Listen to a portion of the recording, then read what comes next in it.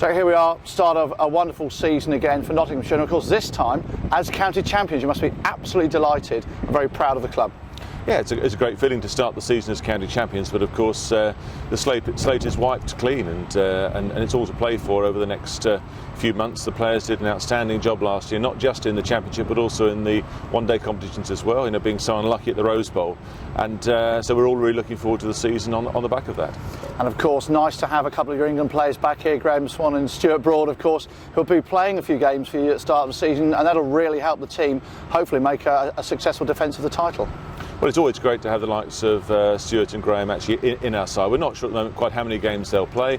I think it'll be fairly limited, but it would be a tremendous fillip for us if they could play, certainly in some of the games before they're called up for England duty later in the season. So we can hear preparations going on behind you. Everything looking tip-top for the first game?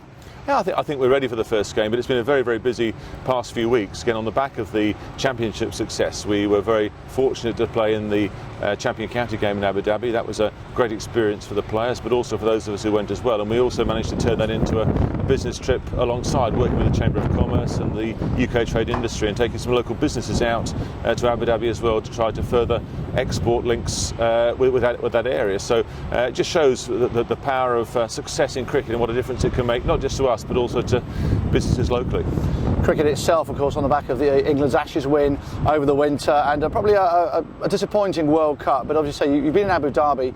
It really is becoming sort of the sport to play, and therefore an important role for people like yourselves to play. Oh yes, I think we have a very important part to play locally and hopefully globally as well. We regard Trent Bridge as being a global brand, and we have a very important summer ahead, not just on the field but off it as well, and we'll be bidding for the remaining test matches that are available between 2013 and 2016. So it's a very important few months for us as well. Of course, you mentioned Abu Dhabi. There's just one question that you might have had some feedback from some of the players under lights with the pink ball. How did they cope? Well, how did you cope? Yes, it was really good to be part of that experiment with the MCC. I don't think they had any real problems in seeing the actual pink ball itself. I think that was very successful. But I think on the first day, looking back, it was a combination of the new pink ball, a wicket that was quite conducive to seam bowling, and being under lights. That combination was quite tough to cope with. But I think what it did give them was some really competitive cricket pre-season, and we'll see whether or not that pays dividends in the weeks ahead. It looks like all the players are raring to go. A few have got sort of left of suntans, if you like, but it's going to be an exciting summer, and of course all forms of cricket as well as county champions, the CB40 and the 2020 to play in, so hopefully some big crowds here. Well, hopefully so, and it's good to have the structure being sorted out as well for future years. That was very important. That debate has been going on for a very long time, and it's really good that the two division county championship with 8 home and 8 away, that will stay in force for future years after this one.